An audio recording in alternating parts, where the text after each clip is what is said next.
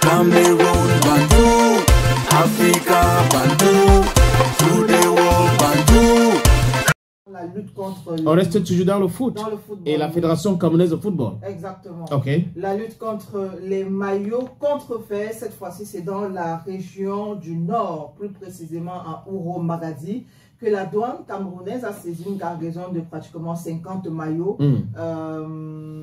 Maillots, je vais dire ça comment? Des Fortune. Des maillots Fortune frauduleux qui étaient naturellement destinés à la commercialisation. Voilà. Via les différents marchés. Les maillots partis donc du Nigeria pour le Cameroun et donc qui ont été recalés, bloqués au niveau de la douane camerounaise. J'ai comme l'impression qu'on fabrique en Chine généralement. Et on essaie de filtrer, de faire passer par le Tchad, par le Nigeria. C'est généralement comme ça. Et ça ne peut pas être juste 50 maillots. Je ne dis pas que la douane n'a pas saisi que 50 maillots. J'ai l'impression que les gens invitent d'abord pour voir. Si on envoie d'abord 40. Tu dis? Si ça peut passer. Oui. Si ça passe, bon, on va passer avec les autres. On passe par le Nigeria, on envoie 50. Si ça passe, c'est qu'on peut passer. Et ça rend le truc très, très compliqué. Je crois que la Fédération camerounaise de football a essayé de régler ce problème avec l'ouverture de la boutique des Lions Indomptables au niveau de Tinga à Yaoundé. Il y a beaucoup de personnes qui achètent les maillots authentiques. Et on comprend pourquoi c'est un peu compliqué pour l'image de Samuel Eto'o-Fils aujourd'hui. Pourquoi beaucoup de personnes le critiquent. Pourquoi beaucoup de personnes veulent qu'il tombe.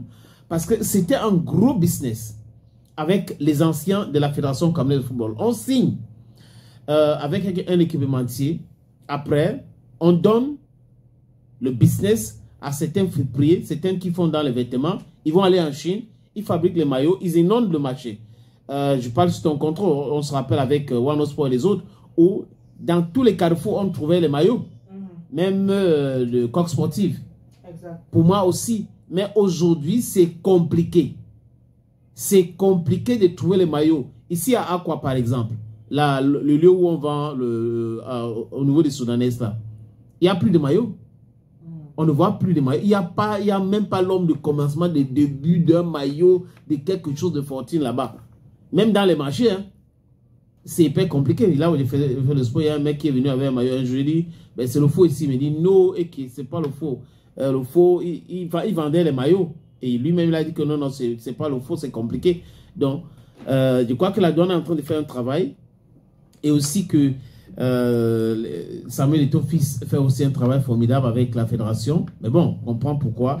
Les fraudeurs sont contre lui. Ceux qui dédouanaient leurs conteneurs à travers la FECAFOOT. Ceux qui avaient les rétrocommissions au niveau de la FECAFOOT. Tout ce monde-là sont vraiment contre Samuel Eto'o-Fils.